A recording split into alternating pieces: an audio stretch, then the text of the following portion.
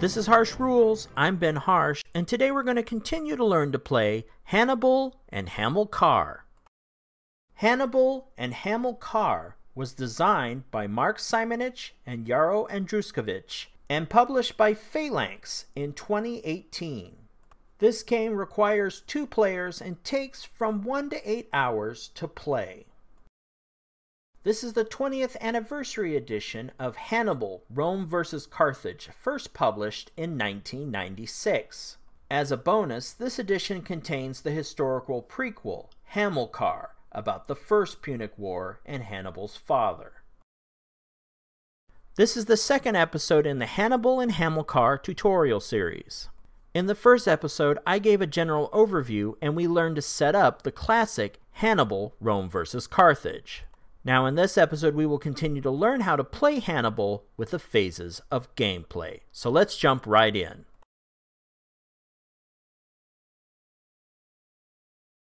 Each turn of Hannibal is organized into 7 steps or phases of gameplay.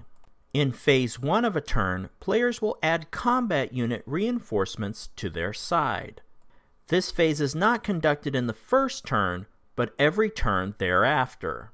So in the first game turn, you'll skip it and move directly to phase 2. In the next phase, each player will draw a set number of strategy cards based on the game's turn number. In the first 3 turns, players draw 7 strategy cards. The next 3 turns, 8 strategy cards. And the last 3 turns of the game, 9 strategy cards. Then in phase 3, each side will switch back and forth playing strategy cards and resolving their effect on the game board. This will continue until players have no cards left to play. This phase makes up the bulk of Hannibal's gameplay. During phase 4, Winter Attrition, combat units in unfriendly spaces will suffer possible losses and must roll a die on the attrition table. Following this, in phase 5, Political Isolation Removal, all political markers must trace a line of support back to a friendly space with a political marker, tribe, walled city, or coastal port. A political marker that cannot make this connection is removed from the game. Following these removal phases is the victory check phase. Players compare their holdings of key provinces on the political control track. The difference in scores acts as a penalty for the losing side that must remove that number in political control markers. Phase 7 marks the end of the turn, and players progress to the next turn and repeat the same steps again. So basically, the game functions something like this. Every turn but the first, each side adds reinforcements. Players draw a set of strategy cards and take turns playing through them one at a time. Strategy cards enable a player to add new political control markers to empty spaces, or use their military to pressure enemy spaces to flip the political markers to their side. Players can also activate and move generals in their armies, or trigger events that cause a variety of game effects. After all cards are played, units in unfriendly spaces must survive the winter, or they're removed. And political control markers must maintain their connections to their overall power base, or they're removed. Finally, players total up the political points for provinces they control. The player with less points pays a penalty in political control markers, and then the process repeats itself again. Now, that's a lot to digest, but don't worry, we're going to go through each of these phases in greater detail.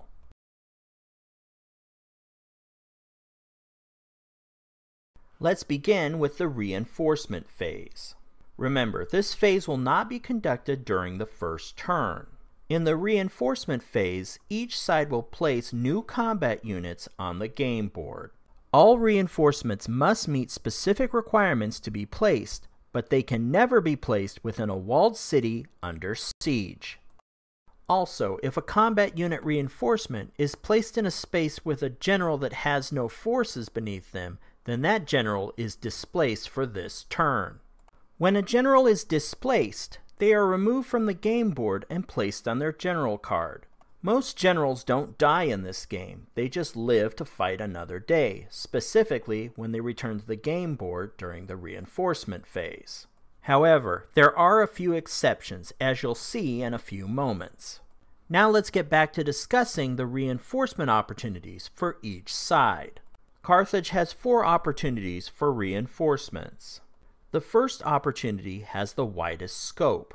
One combat unit can be placed with a general located anywhere on the game board, or placed by itself in either Carthage or New Carthage. The next combat unit can be placed with any general in Africa, or by itself in Carthage. For the third opportunity, one combat unit can be placed with a general anywhere in Iberia, or by itself in New Carthage. The fourth opportunity has a hard condition. Carthage must control Baetica. If they do, they can place one combat unit with a general anywhere in Iberia or in New Carthage.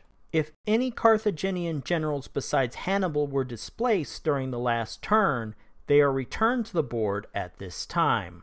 They may be placed in any space containing a Carthaginian combat unit that is not currently under siege. If Hannibal is ever displaced, he is eliminated from the game. Hannibal is a key figure, and there are severe penalties for losing him. As a result, the Carthage player must remove 5 political control markers from the game board. For Rome's reinforcements, they receive 5 combat units per turn. These units can be placed in Rome or with any general. However, there are restrictions on how Rome can place its reinforcements. 3 out of the 5 reinforcements must be in Italy. Also, Rome has 2 consular armies that are selected by the Senate. Each consular army must contain at least 5 combat units whenever possible. Therefore, if an army has dipped below their threshold of 5 combat units, reinforcements must be used to replenish this force back up to 5. Now, Rome organizes its military in a different fashion from that of Carthage. So let's pause for a moment and take a look at the Roman military structure. Do you remember the ridiculous amount of Roman general cards when we set up the game? From this perspective, it looks like the Roman generals vastly outnumber the Carthaginian generals. While the Roman player has a huge number of potential generals, each with their own special ability, there is a catch. Historically, the Roman Senate was always extremely careful to check the ambitions of its military class. This was managed with a consular system. With the consular system, only 2 generals could control armies. The rest of the generals were effectively benched. Hannibal recognizes this historical method by only allowing the player for Rome to field a limited number of generals in the game. Roman generals are selected at the whim of the Senate. This is represented in the game by a random drawing of general cards during the turn. However, the player for Rome is not completely at the mercy of the Senate. During their turn, they can elect one consular general to be their proconsul. The proconsul then gives the Rome player a 3rd general to field and one that cannot be recalled by the Senate. Therefore, during the reinforcement phase, the player for Rome must decide if they will retain an existing consul as their proconsul. When the player elects a proconsul, place the proconsul marker on that general's card. Every turn, the player for Rome can continue to nominate a new proconsul from the available consuls or retain their existing one. Obviously, you want to change this up as better generals are provided by the Senate. So once a decision is made about the proconsul, retrieve all other general markers from the board. The armies they commanded remain in their current position. After that, it's time to conduct the Senate election. This can be managed in 2 ways. First, the Rome player can collect all the eligible general cards, shuffle them into a deck, and draw 2 cards. These cards are the new consuls. Or, the Rome player can take all the general markers, place them in a cup or a bag, and draw 2 out. Once you've discovered who the new consuls are, you must place them on the game board with existing forces of combat unit stacks of at least 5 each. If the Rome player finds themselves in a position where they don't have stacks of 5 each, then these consuls get the best stacks available. This is a really neat system because the player in charge of Rome must deal with what he or she is given to work with from the Senate. This can obviously lead to some frustration for the player for Rome if they get a bad general from the Senate, especially since those consuls have a priority on reinforcements. One addition to all this drama is it does not affect Scipio Africanus, who will enter the game in turn 6 as a sort of second proconsul. Africanus cannot be removed by the Senate or by the player. However, if Scipio Africanus is displaced by the enemy, he is removed from the game completely. Keep these rules in mind when playing as Rome. Now let's return to the phases of gameplay.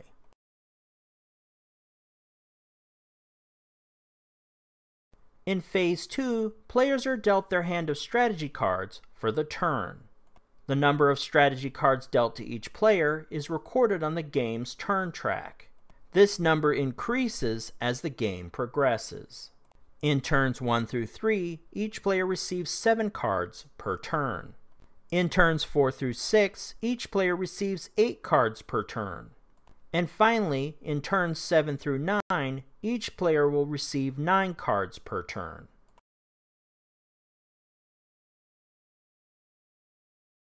In Phase 3, each player will take turns playing strategy cards from their hand. For this scenario, the Carthage player will decide who goes first each turn. However, the Rome player can preempt the Carthage player's decision to go first by declaring they will play a minor campaign or major campaign event card. When Rome plays either of these as their first card, they get to go first. In either case, the players will alternate playing a card each until they no longer have cards to play from their hand. Also, a player can choose to discard one of their strategy cards from their hand without playing it. A discard counts as a played card for them. This only really happens if a player finds they cannot use their strategy card for any action on the game board, which is pretty rare. Occasionally, a player may lose cards due to an event and empty their hand early. In this case, at the end of the turn, the other player will continuously play cards until their hand is empty. Now, let's take a look at what actions players can take with their cards. Strategy cards are each divided into 2 parts. The upper left-hand corner of the card has an operation point number in a colored circle. This number can be played for operation points that allow players to conduct actions on the game board. There are 3 main actions that can be conducted with operation points. First, a player can add a political control marker to an empty space. Next, if a combat unit is on an enemy space, a player can spend 1 point to flip that marker to their side. Finally, a player can spend their operation points to activate a general and their forces. Strategy cards with 3 operation points come with additional special abilities. Playing a 3-point card can allow a naval crossing. One ship icon indicates that a general can move 5 combat units across the Mediterranean. 2 ships enable a general and 10 combat units to cross. The soldier icon means that all 3 points can be spent to add 1 combat unit to a general anywhere on the board. Now, a player may also be able to use their card for the event. However, this can only be done if the color on the operation point matches their side. A full red circle can only be used by the Rome player. A full blue circle can only be used by the Carthage player. However, split circles can be used by either player. Events are historically themed, and most allow players to either remove the other side's political control markers or add their own units to key territories. If timed correctly, an event can be much more impactful than an operation point action. Therefore, players must constantly balance whether to play a strategy card for the operation or wait for the right moment to trigger an event. You will also notice that there are strategy cards that have a purple frame and crossed swords. These cards play as normal for operation points, but they have a special event type called a counter. A counter event can be played in the middle of card play or a battle. Playing a counter event does not qualify as a played card during the strategy phase. However, it does reduce the number of strategy cards in your hand, so you may run out of cards early during the strategy phase. You may also see a broken laurel wreath icon attached to some events. This icon relates to card number 64, Truce. When a player puts Truce into play, neither side may enter a space containing an enemy combat unit or political control marker. If an event is played with the Truce Breaker icon, then the Truce card is removed from play. A quick note before we move on. The icons at the bottom of the card represent the type of game the card is used for and the card inventory number. I was informed by another player following the release of the first episode of this series, if the card does not have a symbol, it can be used for both games. Some generals without symbols are also considered optional.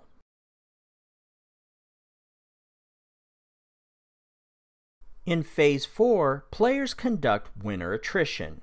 All combat units, with or without a general, that are in a hostile space must roll for attrition to see if they survive through the winter.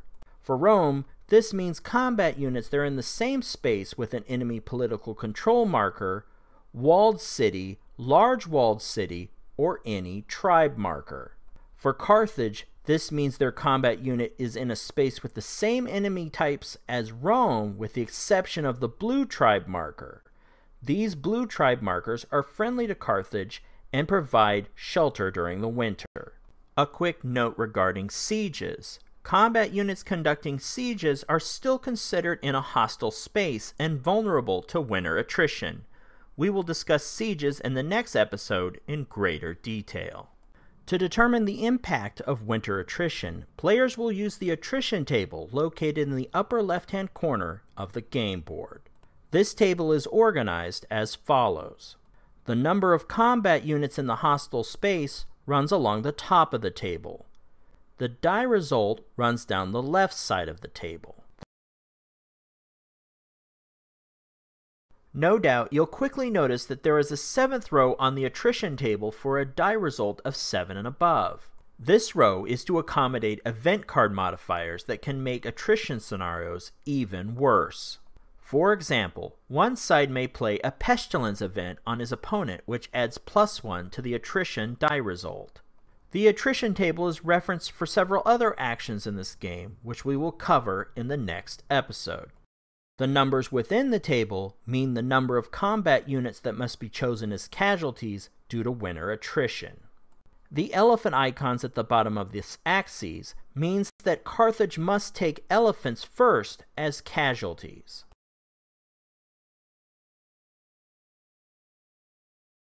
Phase 5 is for political isolation removal. Political isolation removal is similar to winter attrition, except this tests the resolve of political control markers. For this phase, every political control marker must be able to trace a path back to a space affiliated with their side. For Rome, these are the following eligible spaces: another Roman political control marker or combat unit, a walled city or a large walled city under Roman control, or a Roman-controlled coastal port. Coastal ports are marked on the game board with a ship symbol. All Carthage political control markers must also be able to trace a line back to an affiliated space. These spaces mirror Rome's, with the exception that a Carthage political control marker can draw a line to a friendly tribe. Any political control marker that cannot trace a path back to one of these spaces is removed from the game board.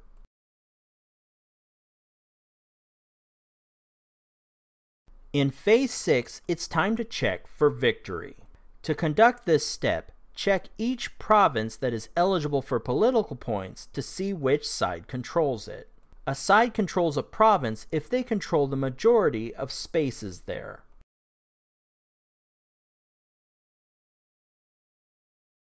Next, using the political control track, add up each side's points. Then subtract the side with the least amount of points from the side with the most points. The difference between these scores is the amount of political control markers the loser must remove from the game board. If while conducting a victory check, the loser doesn't have enough political control markers to remove, they lose the game.